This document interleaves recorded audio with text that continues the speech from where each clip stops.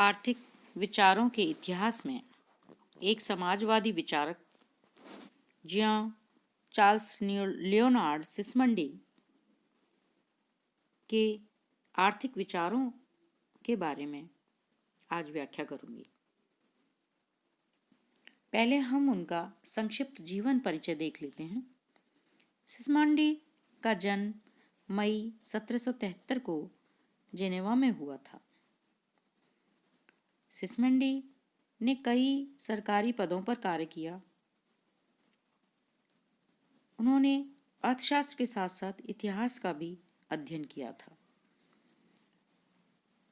उन्होंने समय की परिस्थितियों से प्रभावित होकर अनेक विषयों पर लेख लिखे। उनकी प्रमुख रचनाएं इस प्रकार हैं: a table of agriculture in Tuscany, जो कि 1802 में लिखी गई, कमर्शियल रिचेज 1803 में लिखी गई, the history of Italian Republic, जिसके 16 वॉल्यूम्स थे, वो उनकी प्रमुख रचना थी। सिस्मंडी के आर्थिक विचार। सिस्मंडी के विचार जे.एस. मिल के विचारों से मेल खाते हैं। सिस्मंडी ने 1803 में जो कॉमर्शियल रिचेज नाम की पुस्तक का प्रकाशन किया था, जिसमें उसने एडम स्मिथ के विचारों का बहुत समर्थन किया था। उनके आर्थिक विचारों में कुछ प्रमुख आर्थिक विचार हम आज पढ़ेंगे। पहला, अर्थशास्त्र का उद्देश्य एवं अध्ययन विधि। रिकार्डो ने अर्थशास्त्र की डिडक्टिव मेथड का प्रयोग किया था। वे अर्थशास्त्र को धन का विज्ञान भी मानते थे।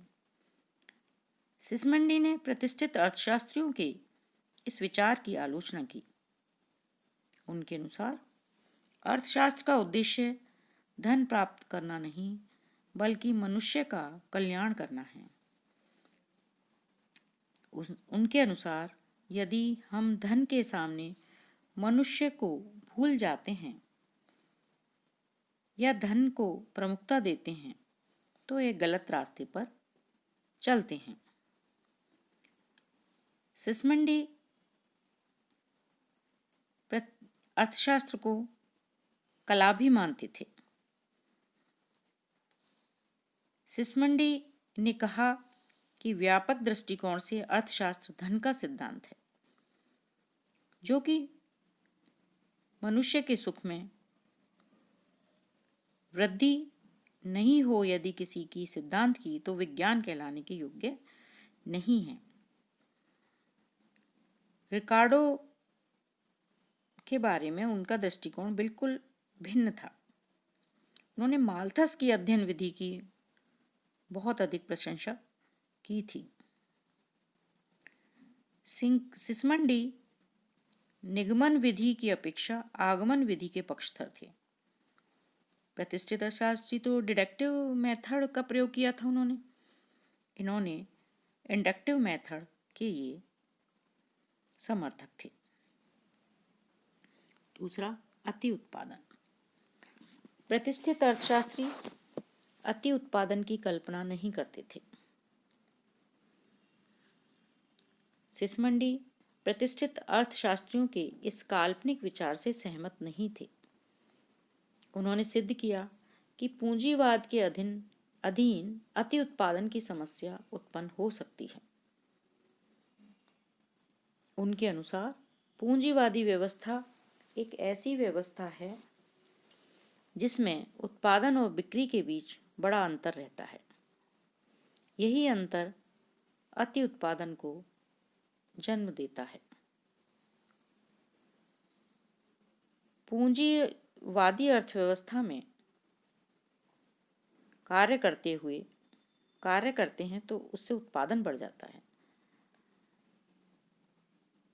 एक समय ऐसा आता है जब हम चाहते हुए भी उत्पादन से उत्पादन के साधनों को पृथक नहीं कर पाते हैं और उत्पादन बढ़ता ही जाता है। वो लिखते हैं कि उत्पादक उस उद्योग से पूरी तरह हटते नहीं हैं। उनकी संख्या तभी कम होती है जब कुछ कारखाने टूट जाते हैं और कुछ मजदूर कष्ट भोग कर मर जाते हैं। तीसरा, मशीनों के व आविष्कारों के बारे में विचार। प्रतिष्ठित अर्थशास्त्रियों ने श्रम विभाजन व मशीनों को उत्पादन वृद्धि के लिए लाभप्रद बताया था। उनके अनुसार मशीनों से उत्पादन लागत में भी कमी आती है।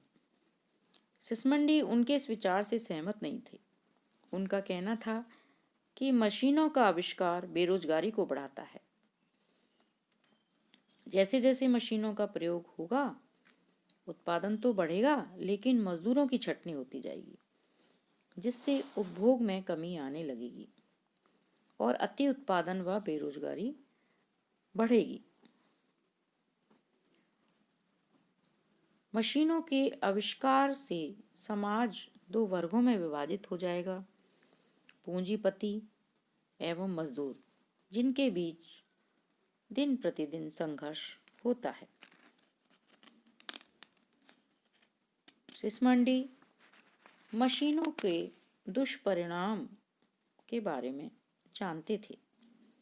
वो कहते थे कि मशीनों के आविष्कार के कारण बेरोजगारी बढ़ जाती है। सिसमंडी आविष्कारों के भी विरोधी थे। वे आविष्कारों को धन में वृद्धि करने का एक उपाय मानते हैं। उन्होंने कहा कि आविष्कारों से श्रमिकों के रोजगार, आय तथा रहन सहन के स्तर में कमी आती है। ऐसा लगता है कि वो श्रमिकों के प्रति बड़े संवेदनशील थे। चौथा, स्वतंत्र प्रतियोगिता का विरोध। सिसमंडी एक सीमा तक तो प्रतियोगिता को स्वीकार करते थे। उन्होंने स्वतंत्र अर्थव्यवस्था को तभी उचित कहा जबकि उसके द्वारा उपभोक्ताओं की मांग की पूर्ति के लिए उत्पादन बढ़ाया जा सके। सिसमंडी एक स्थान पर लिखते हैं कि कभी कभी साहसी की आय श्रमिकों के शोषण पर निर्भर करती है। लाभ इसलिए प्राप्त नहीं होता है कि उत्पादन लागत से अधिक है, बल्कि इसलिए प्राप्त होता है कि श्रमिकों को उनके श्रम का पुरस्कार कम मिलता है।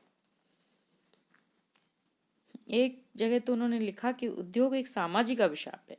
यहाँ उनके विचार कार्ल मार्क्स से मेल खाते हुए दिखाई देते हैं। वो कहते थे कि प्रतियोगिता के कारण उद्योगपति मजदूरों को कम वेतन देकर काम करवाते हैं, जिससे उनके स्वास्थ्य पर भी बुरा असर पड़ता है। सिसमंडी के अनुसार प्रतियोगिता समाज की सबसे बड़ी कीमती पूंजी यानी श्रम शक्ति को थोड़े से भौतिक सुख से वंचित करके बर्बाद कर देती है। नेक्स्ट, धन के वितरण एवं उपभोग का महत्व। प्रतिष्ठित अर्थशास्त्रियों ने धन के उत्पादन पर विशेष ध्यान दिया था। सिसमंडी के सामने मुख्य समस्या उत्पादन बढ़ाने की न होकर वितरण एवं उपभोग के न्यायोचित वितरण की थी। वितरण के संबंध में उनका दृष्टिकोण स्पष्ट था।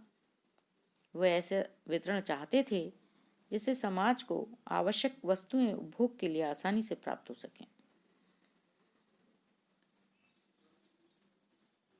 वह एक समाजवादी विचारक के रूप में कहते थे कि सुबह से शाम तक मेहनत करने वाले श्रमिकों को जिस कठिनाई से भोजन प्राप्त होता है वह शोचनीय है। अन्य आर्थिक विचार। लाभ की आलोचना।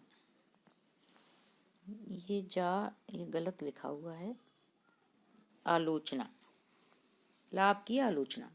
सिसमंडी ने बताया कि स्वतंत्र प्रतियोगिता के अंतर्गत लाभ श्रमिकों के शोषण का प्रतिफल होता है।